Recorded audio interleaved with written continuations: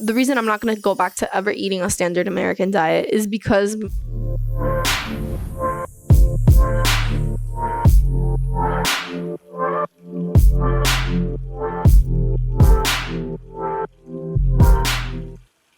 all right, so I'm gonna look at grandma today because my wisdom teeth is growing out and it's bothering me. Am I gonna go to the dentist? I don't know. But I'm here. Hi, how are you? Thank you so much for clicking on my channel. Thank you so much for clicking on my video. Thank you so much for being interested. Thank you so much for supporting me. Thank you so much for being here. Thank you so much. I appreciate it from the bottom of my heart. If you are a first time watcher, hi, hello, how are you? Thank you for clicking on my video. I really hope that you will comment down below, click the like button, subscribe, follow me on Instagram, follow me on TikTok. I'm gonna be posting on there for the new year. That's actually my new year resolution, off topic of what I'm gonna talk about, but I want to be able to grow my following.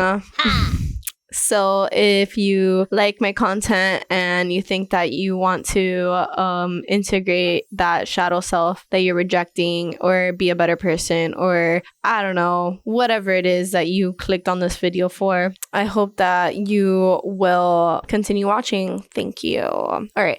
So what I'm going to talk about today is, am I going to be raw vegan forever? For those of you who have no idea what raw veganism is, it is no dairy, no animal byproducts. I eat honey just because there's a lot of health benefits to eating honey, and pollinators are important to our ecosystem. Without bees, we wouldn't have a lot of the items that we do today. We'd pretty much die. And unfortunately, we as humans use things in order to preserve them. Like, if you're not useful anymore, then we don't use you. So yeah, I do buy my honey and I eat honey.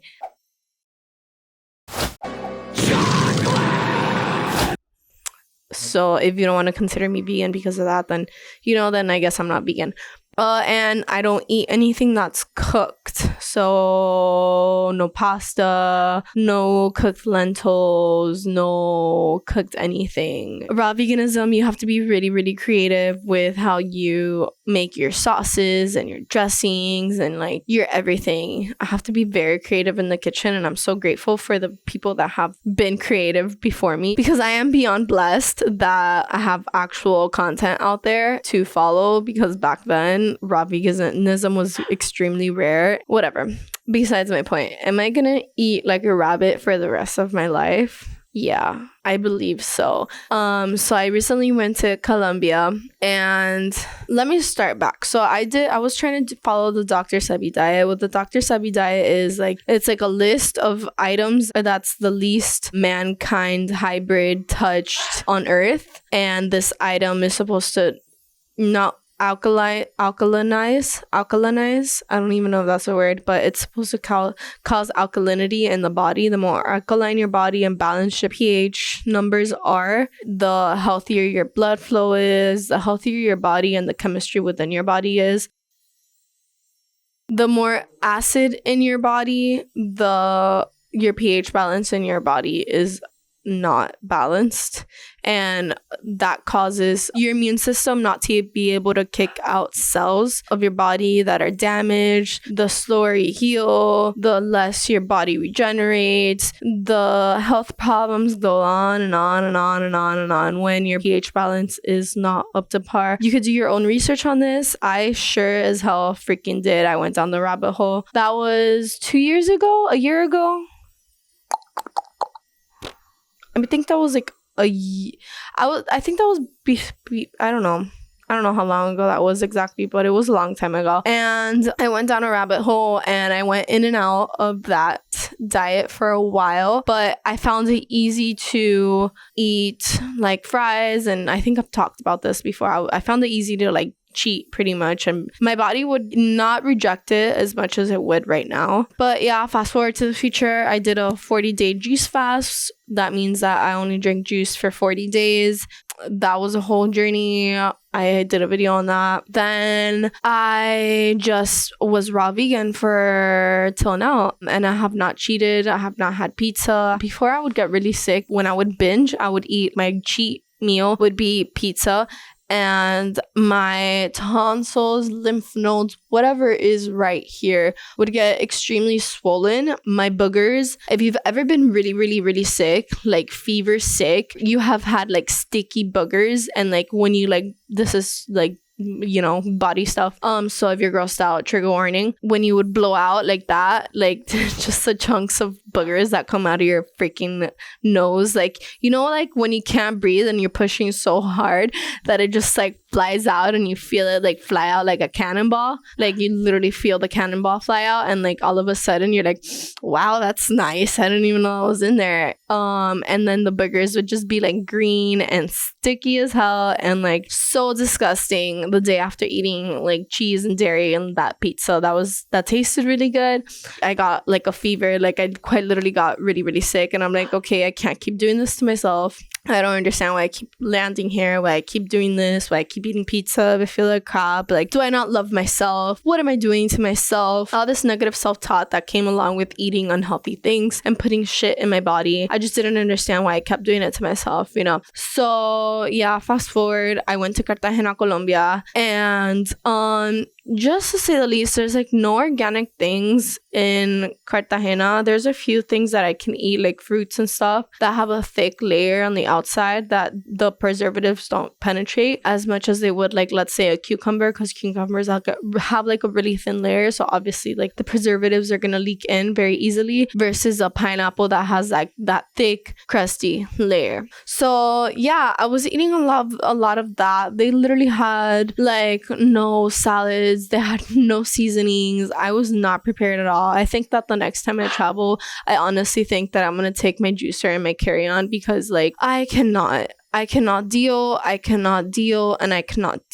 was tired of eating pineapple. I was tired of eating watermelon. Like I was so tired. I wanted something flavorful in my mouth, and they have no restaurants that are raw vegan friendly. They have nothing. Everything in Colombia, it's really hard. It's like a Hispanic culture. Like Hispanic people are like kind of weirded out by people that are vegan, because they're like, what do you mean you don't have eggs? What do you mean you don't drink milk? I literally told my server, hey, like I'm vegan. Do you have any vegan drinks or whatever, you know? And I ended up getting the lemonade cocoa, me assuming that it's coconut water and lemonade, you know what I mean? I get it, and it's like super frothy. It looks super frothy, and it looks really white, and I'm just like, I mean, maybe it just has like a little cream of cocoa or something, you know what I mean? Like I assume, I'm just assuming. And like I kind of like taste it, and I'm like, nah, man, this has milk. Like this for sure has milk. So I look at him and I ask him, like, hey, does this have like any milk inside?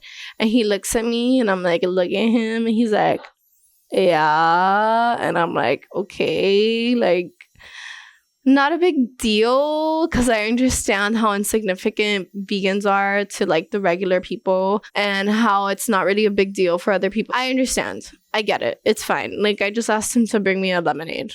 At the end of the day, I'm just bring me a lemonade, please. Like I'm not gonna be the type of person that's gonna sit here and be like, oh my god, I can't believe I had a sip of milk. Like, oh my god, it's the end of the world. Oh my god, what am I gonna do? Oh my god. No, it's not that big of a deal. I'm not gonna die. It's fine. Then I had been cheating. I ate an eggplant that was fried, and it was delicious, tasted delicious. Went home and clutched my stomach for the rest of the night, and I went to sleep. And I kept doing it. I kept having tostones, which if you don't know, tostones are like a plantain that is fried. It's vegan. It's just like green plantain that you splash it and then you fry it, and you dip it in usually like mojo sauce or like tomato, some type of sauce, some type of dairy filled sauce, but whatever. I was eating it alone. I also had a delicious coconut rice.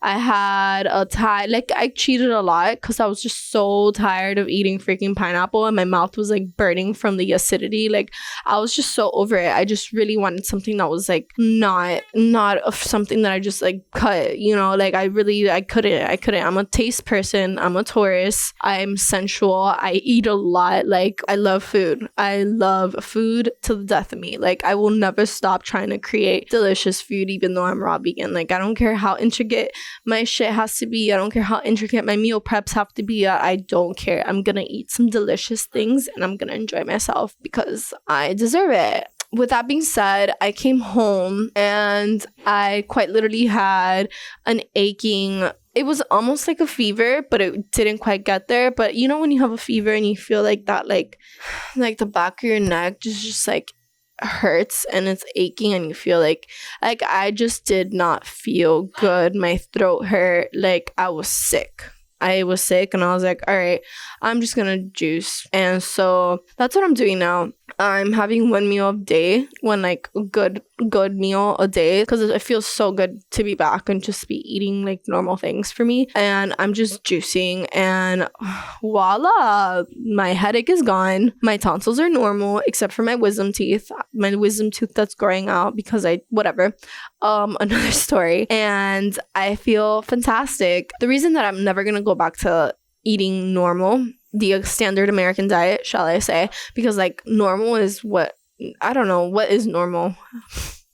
It doesn't exist. The reason I'm not going to go back to ever eating a standard American diet is because my body quite literally rejects it. I cannot eat vegan junk food. That's non-existent, non-negotiable within my body as much as I want to, and as much as I want to like taste like different things and eat like a vegan burger and like a vegan bread and a vegan dessert. I'd much rather like explore and make my own stuff from scratch and feel good afterwards and be able to thrive on what I'm eating and get energy from what I'm eating instead of feeling like I can't do anything, like I don't want to do anything, or like I feel like crap, where I could taste the oil and it just sits in my stomach all like, oh, so it's just so gross. I feel so gross when I don't eat raw vegan. I don't know if I'm ever gonna explore like trying to eat lentils. I might just explore trying to eat lentils because I love like lentil soup and all that stuff, but I don't know how my body's going to react to that. I don't know if it's because I was eating out in restaurants and restaurants don't use the best ingredients and they have a lot of preservatives and the oil that they have in their fryers probably like really bad for you.